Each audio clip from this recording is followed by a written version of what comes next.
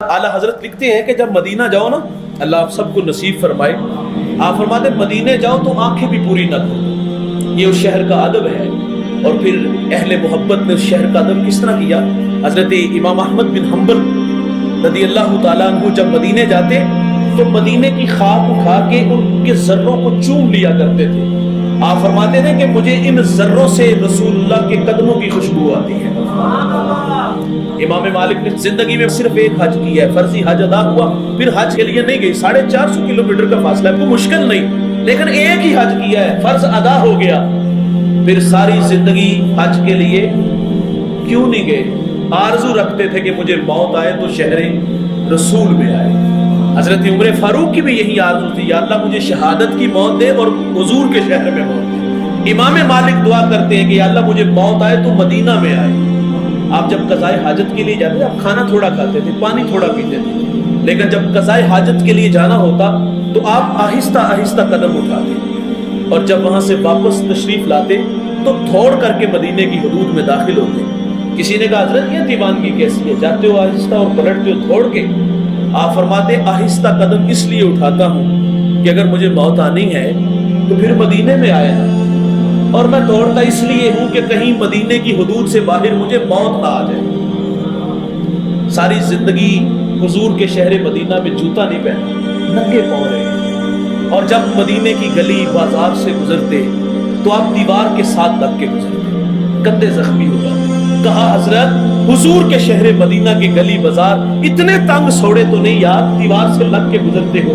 फरमाते हैं मुझे भी पता है, लेकिन एहतियात इसलिए है कि इन राहों से रसूलुल्लाह गुजरे हैं। कहीं बेखबरी में मेरा पांव वहां ना आ जाए जहां रसूलुल्लाह के कदम लगे हैं और मैं बेअदबों में न लिख दिया जाऊं। इस शहर का फिर उन्होंने अदब किया। इमाम मालिक 40 साल रहे, दरसे हदीस दी, और किताब का वर्क इतनी आहिस्तगी के साथ पलटते थे कि आवाज भी पैदा नहीं होती थी। ले सांस भी आहिस्ता के दरबारे नबी है, अदब का है ज़ेरे आसमां अज अर्श नाज़िक कर, नफस गुम करदा मी आयत जुनैद बायजीदी जा। ये वो जा है जहाँ बायजीद और जुनैद बगदादी भी आते हैं तो सांसों को रोक के आते हैं। वहां तो लोग मौत मांगते हैं भाई, जिन्हें वो धार नसीब हो गया। हजरत पीर जमात अली शाह साहब रहमतुल्लाह अलैह आप हज के लिए गए हुए थे।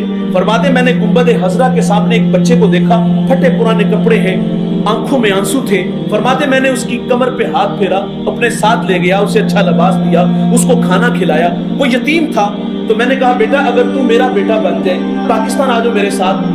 तो उस बच्चे ने बड़ा मासूमाना सवाल किया, कहा कि हजरत आप मुझे अपने वतन ले जा रहे हो, मुझे यह बताओ कि वहां गुंबद हजरा होगा।